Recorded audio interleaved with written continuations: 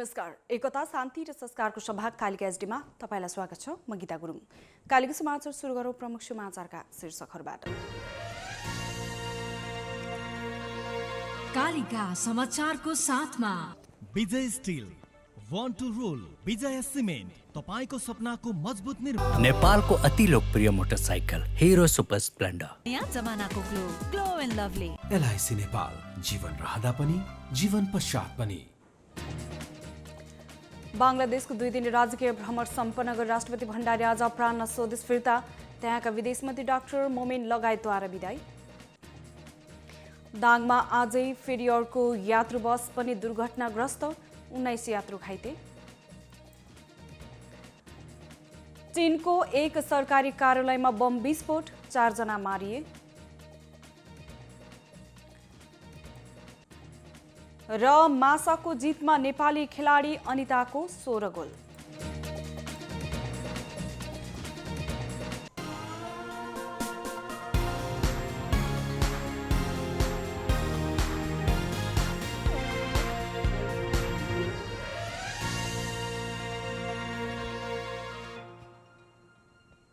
कालिका समाचार सुरु गरौँ राष्ट्रिय समाचारबाट। राष्ट्रपति विद्यादेवी भण्डारी मित्र राष्ट्र जनवादी गणतन्त्र बांग्लादेशको 2 दिने राजकीय भ्रमण सम्पन्न गरी आज अपराह्न स्वदेश फिर्ता हुनुभएको छ। राष्ट्रपति भण्डारी र नेपाली प्रतिनिधि मण्डललाई ढाकास्थित हजरत शाहजलाल अन्तर्राष्ट्रिय विमानस्थलमा त्यहाँका विदेश मन्त्री डाक्टर एके अब्दुल मोमिन, बांग्लादेशका लागि नेपाली राष्ट्रदूत डाक्टर बंशीधर मिश्र लगायतले बिदाई गर्नुभएको थियो।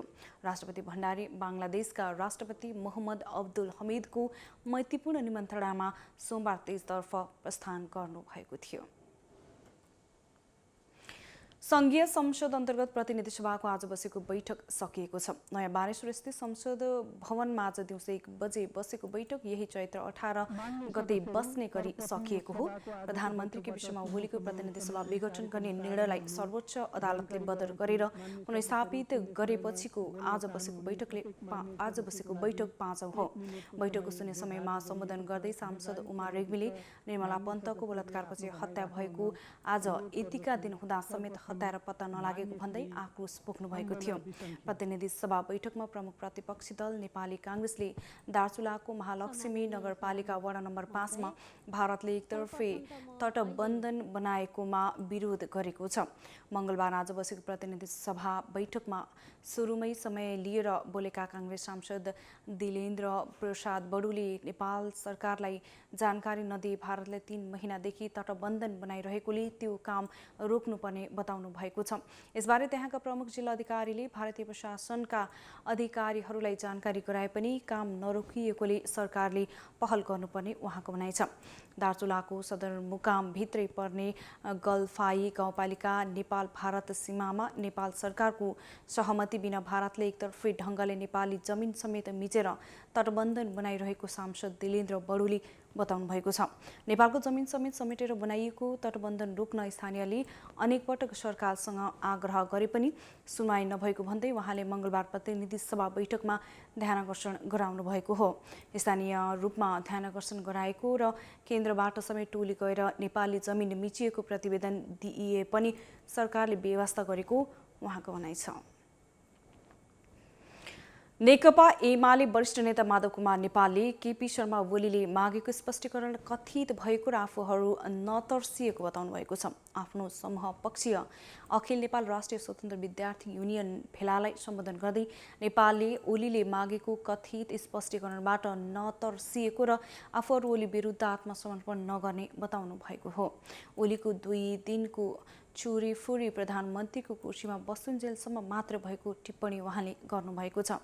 9औं महाधिवेशनको कार्यदिशा अनुसार आफूहरू अगाडि बढ्न खोजेको पनि नेपालले बताउनुभयो। ओलीले जस्तो सुकै सेटिङ गरेको भए पनि अब कुनै पनि हालतमा राजतन्त्र पुनर्स्थापना नहुने नेपालले दाबी गर्नुभएको छ। अबको लक्ष्य समाजवाद नै रहेको उहाँले विद्यार्थीहरूलाई बताउनुभयो। कानुन व्यवसायीहरूले नेपाल कम्युनिस्ट पार्टी माओवादी केन्द्रलाई सर्वोच्च अदालतले नेकपा एकीकरण सम्बन्धमा फाल्गुन 23 गते गरेको फैसलाको पुनरावलोकनमा जान सुझाव दिएका छन्। मंगलबार नेकपा माओवादी केन्द्रका अध्यक्ष पुष्पकमल दाहाल प्रचण्ड सहित स्थायी कमिटिका सदस्यहरू र कानुन व्यवसायी बीच माओवादी केन्द्रको संसदीय दलको कार्यालय सिंहदरबारमा भएको छलफलमा कानुन व्यवसायीहरूले नेपाल कम्युनिस्ट पार्टी नेकपाको एकीकरणलाई बदर गर्दै पूर्ववत रूपमा नेकपा एमाले र नेकपा माओवादी केन्द्रलाई म्युताइ दिएको अदालतको फैसलाको पुनरावलोकनमा जान सुझाव दिएका हुन्। समसामयिक राजनीतिको सम्बन्धमा कसरी अगाडि बढ्न सकिन्छ भन्ने विषयमा पनि कानुनी व्यवसायीहरूसँग सुझाव मागिएको राष्ट्रिय सभा सदस्य रामनारायण बिडारीले बताउनुभयो।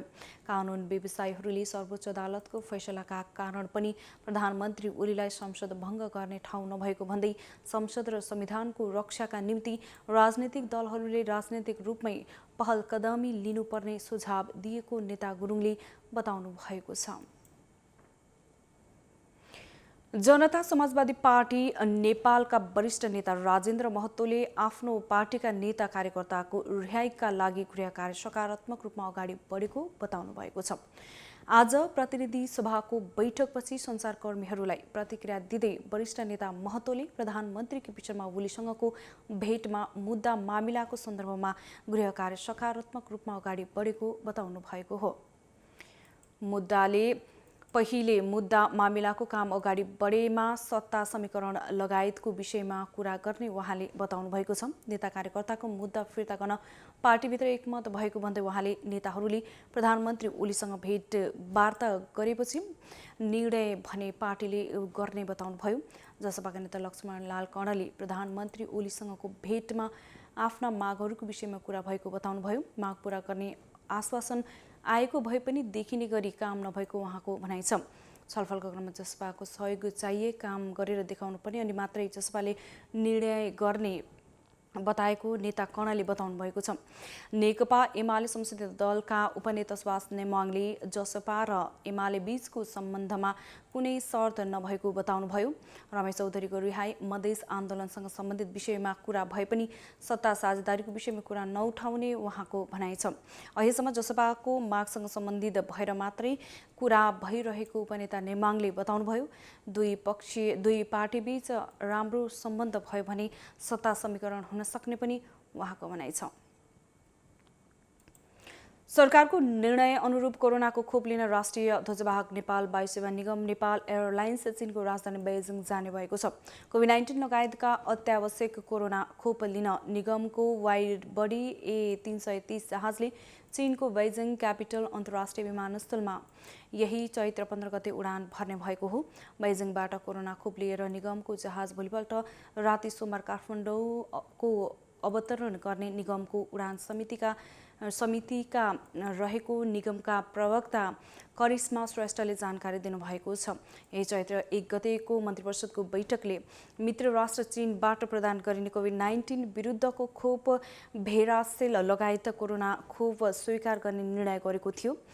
सो सरकारी निर्णय बमोजिम चीन सरकारले उपलब्ध गराउने वस्तुगत अनुदान स्वीकार गर्ने निर्णय भएअनुसार 8 लाख मात्र कोभिड विरुद्धको खोप लगायत कोरोना खोप लिन निगमको जहाज बेइजिङ जाने तयारी भएको जनाइएको छ। बेइजिङ क्यापिटल अन्तर्राष्ट्रिय विमानस्थलबाट ढुवानी गर्न कल साइन ARA 4251 द्वारा आइतबार काठमाडौँ बेइजिङ उडान गर्ने निगमको तयारी बमोजिम संस्कृति पर्यटन तथा नागरिक उड्डयन मन्त्रालयसँग समन्वय भइरहेको पनि उहाँले जानकारी दिनुभयो।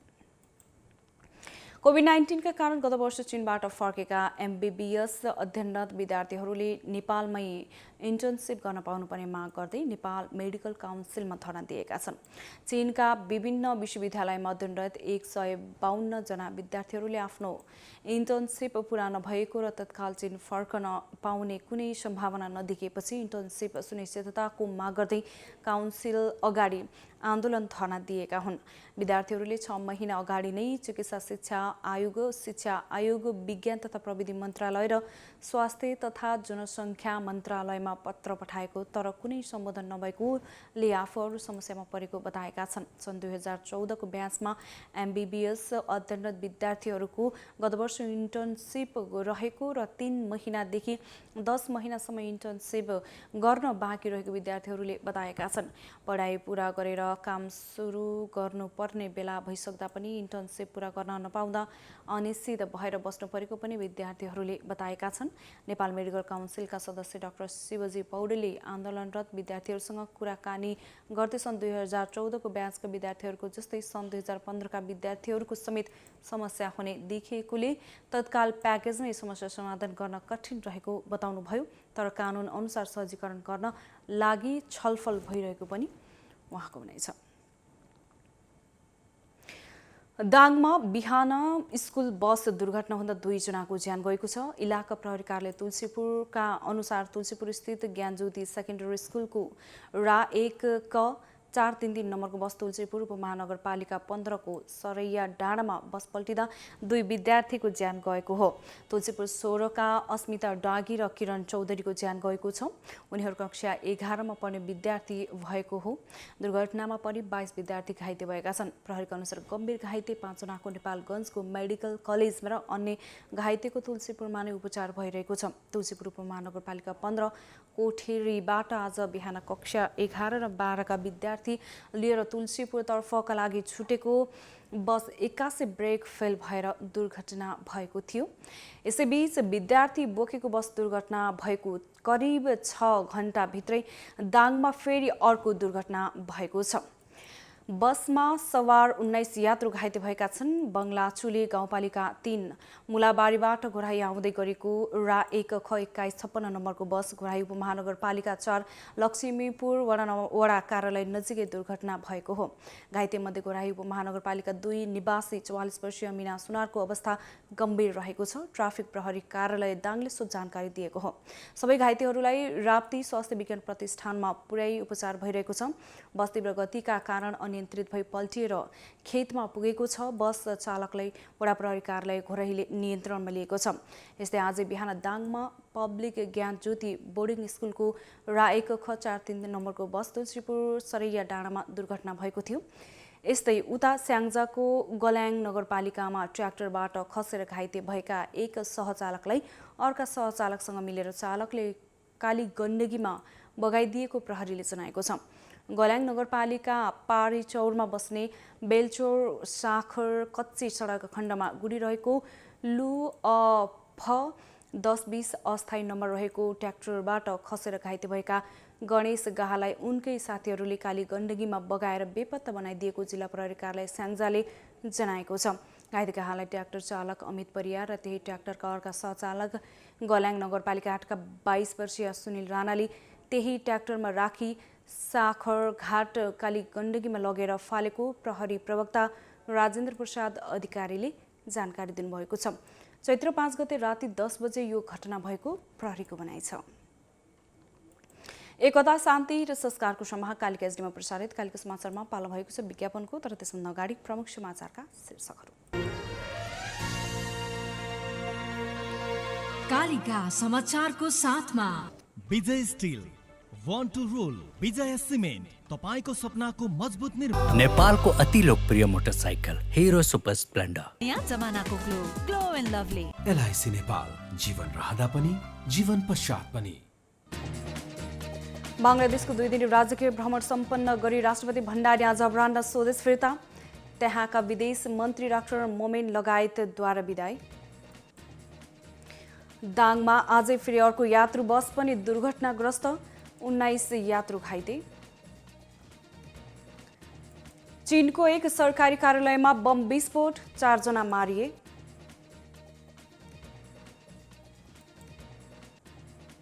र मासाको जितमा नेपाली खेलाडी अनिताको 16 goal.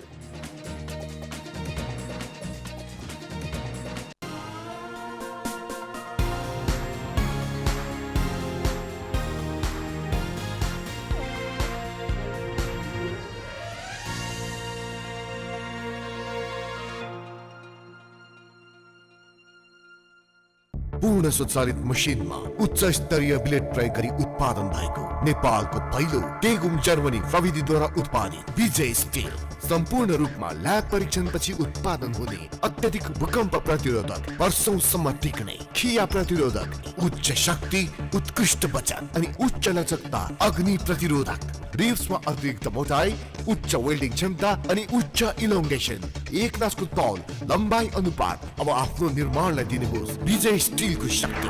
Vijay steel FE 500, FE 500D, Vijay steel, burn to rule. मेरो हिरो सुपर स्प्लेन्डर, मेरो हिरो कति प्यारो, अरू पनि होला राम्रो, तर पनि मेरै हिरो प्यारो। पहाडेर ओहो तर कति सुन्दर हाम्रो, बाधा भने कति हो, त्यसैले हिरो सुपर स्प्लेन्डर नै प्यारो। घाम लागे हुन्छ धुलो, पानी परे हिलो मैलो, त्यसैले त हिरो सुपर स्प्लेन्डर नै प्यारो। सबैलाई सुहाउँदो सुपर स्प्लेन्डर नै प्यारो। नेपालको अति लोकप्रिय मोटरसाइकल हिरो सुपर स्प्लेन्डर। सुनिश्चित भविष्य, उच्च प्रतिफल र सुखी परिवार निर्माणका लागि LIC नेपालमा जीवन बिमा गरौँ। LIC नेपाल, जीवन रहँदा पनि जीवन पश्चात पनि।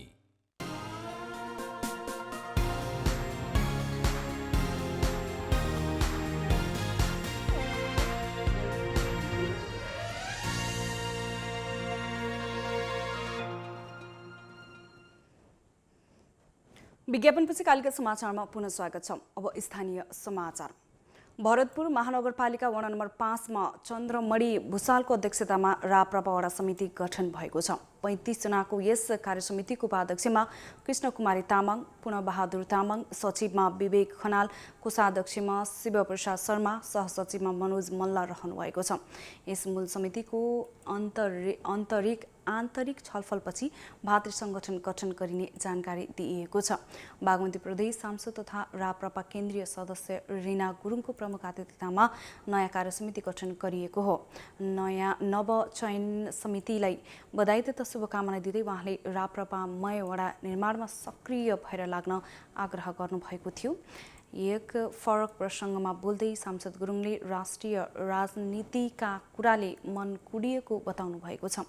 उहाँले भन्नुभयो, राष्ट्रिय राजनीतिका कुरा जब सुरु हुन्छ मुटु दुख्छ, भावुक हुन्छ, आँखाबाट प्रेमका आँसु झर्छ। राजनीतिक खिचलोका कारण जनताको आँखा रसाएको भन्दै सङ्घाले त्यसको समुद्र बन्ने सांसद गुरुङको भनाइ थियो। राजनीतिक अन्यलको अवस्था रहेको बेला विदेशीले शासन गर्ने हो कि भन्ने चिन्ताले आफूलाई सताइरहेको उहाँको भनाइ छ। यस अवस्थामा पार्टीहरू आफ्नो दलको दलदलभित्र फँसेको गुनासो उहाँले गर्नुभएको छ। देश र जनतालाई त्यो दलदलबाट बचाउन पुनः प्रजातन्त्र सहितको राज संस्था अपरिहार्य भएको उहाँले दाबी गर्नुभयो। साथै गुरुङले राजतन्त्र पछिको 30 वर्षको अवधिमा देशमा के परिवर्तन आयो भन्ने कुरा तराजु जस्तै छर्लङ्ग भएको बताउनुभयो। राप्रपा केन्द्रीय सदस्य विष्णुप्रसाद खरालले स्थानीय चुनावमा जित हासिल गर्न अहिलेदेखि नै जुझारु रूपमा लाग्न सबैलाई आग्रह गर्नुभएको छ। देशमा राष्ट्रवादी शासन ल्याउनका लागि स्थानीय चुनाव जति नै पर्ने उहाँको भनाइ छ, जित्नै पर्ने उहाँको भनाइ छ। राप्रपा बागमती प्रदेश सदस्य ज्ञानुजङ लामाले सत्ता टिकाउनका लागि गरिएको भ्रमको कालो पर्दाबाट जनता निस्किनुपर्ने बताउनु भएको छ। सरकारलाई कर तिरेर मात्र देशको समृद्धि नहुने नेता र पार्टीभन्दा उसको विधान र कार्य हेरेर छनौट गर्नुपर्नेमा उहाँले जोड दिनुभएको छ।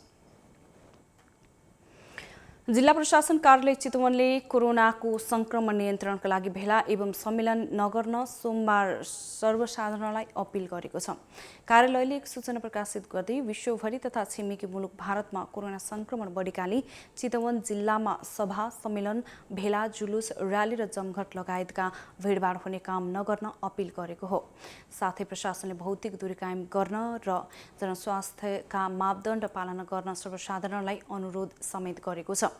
साथै जिल्ला प्रशासन कार्यालय चितवनले यस वर्षको फागु पर्व होली मनाउँदा स्वास्थ्य सतर्कता अपनाउन आग्रह गरेको छ। भिडभाड नहुने गरी होली मनाउन आग्रह गर्दै चितवनका प्रमुख जिल्लाधिकारी प्रेमलाल लामिछानेले मास्क लगाएर घर परिसरमा मात्रै पर्व मनाउन आग्रह गर्नुभयो। लामिछानेले भन्नुभयो, संक्रमणको जोखिमका कारण भिडभाड नगरिदिनु हुन हाम्रो आग्रह छ। त्यसबारे सार्वजनिक सूचना जारी गरेर हामीले सचेत गराइसकेका छौँ। सुरक्षाकर्मी परिचालन गरेर भिडभाड नियन्त्रण गर्ने प्रशासनको तयारी रहेको छ। होली खेल्दा भौतिक दूरी कायम गर्नुपर्ने लामिछानेले बताउनुभयो। भिडभाड नगरिदिन हामी पूर्व जानकारी गराउँदछौँ। प्रमुख जिल्लाधिकारी लामिछानेले भन्नुभयो, जबरजस्ती रङ दल्नेलाई अभद्र व्यवहार मुद्दामा कानुनी कारबाही गर्छौँ। चैत्र 15 मा पहाडी र 16 मा तराईका जिल्लामा होली मनाइँदैछ। चितवनमा भने दुवै दिन होली पर्व मनाइने गर्दछ। कालीका समाचारमा अब अन्तर्राष्ट्रिय समाचार। चीनको क्वाङचो सहर नजिक एक गाउँको सरकारी कार्यालयमा बम विस्फोट हुँदा 4 जना मारिएका छन्। विस्फोटमा परि अरू 5 जना घाइते भएका छन्। सोमबार बिहान मिङजिङको गाउँ कमिटी कार्यालयमा एक व्यक्तिले घरैमा बनाएको बम विस्फोट गराएका हुन्। प्रहरीका अनुसार विस्फोट गराउने 59 वर्षीय एक व्यक्ति पनि मारिएका छन्। कालीका समाचारमा अब खेल समाचार। नेपाली खेलाडीको उच्च प्रदर्शनबाट प्रेरित मासा युनाइटेड पाकिस्तानमा जारी नेसनल वुमेन्स च्याम्पियनसिपमा लगातार तेस्रो जित निकालेको छ। मंगलबार आज अनिता केसीको 16 गोलमा मासाले कराची एफसीलाई 35-0 गोलले हराएको छ, जसमा नेपालकी सरू लिम्बुको 10, गीता राणा र गोलकिपर एन्जेला तुम्बाप्पो सुब्बाको समान 2-2 गोल रहेको छ। खेलको पहिलो मिनेटमा नै अबी अरिवाको गोलमा अग्रता बनाएको मासा युनाइटेडले त्यसपछि लगातार जस्तो गोल गरेको हो। नेपालबाट पाकिस्तान महिला च्याम्पियनसिप खेल्न पहिलो पटक खेलाडी गएका हुन्, जहाँ अनिता, सरू, एन्जेलासँगै गीताले मासा युनाइटेडबाट खेलिरहेका छन्। पहिलो खेलदेखि नै पाकिस्तान महिला च्याम्पियनसिपमा प्रभाव पारिरहेका छन्। एकता, शान्ति र संस्कारको सम्भाग कालिका एसडीमा प्रसारित कालिका समाचारको अन्त्यमा प्रमुख समाचारका शीर्षकहरू पुनः एकपटक। कालिका समाचारको साथमा Vijay still, one two role, विजय सिमेन्ट, तपाईको सपनाको मजबुत निर्माण। नेपालको अति लोकप्रिय मोटरसाइकल हिरो सुपर स्प्लेन्डर। नयाँ जमानाको glow and lovely. LIC Nepal, जीवन रहँदा पनि जीवन पश्चात पनि। बङ्गलादेशको 2 दिने राजकीय भ्रमण सम्पन्न गरी राष्ट्रपति भण्डारी आज अपराह्न स्वदेश फिर्ता। त्यहाँका विदेश मन्त्री डाक्टर मोमिन लगायतद्वारा बिदाई। दाङमा अझै फेरि अर्को यात्रु बस पनि दुर्घटनाग्रस्त, 19 यात्रु घाइते। चीनको एक सरकारी कार्यालयमा बम विस्फोट, 4 जना मारिए।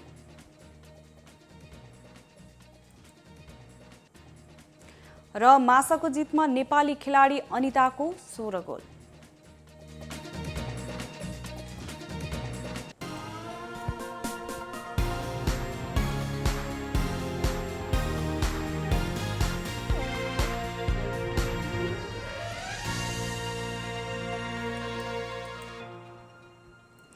एकता, शान्ति र संस्कारको सम्भाग कालिका एसडीमा प्रसारित कालिका समाचार अहिलेको लागि यति नै।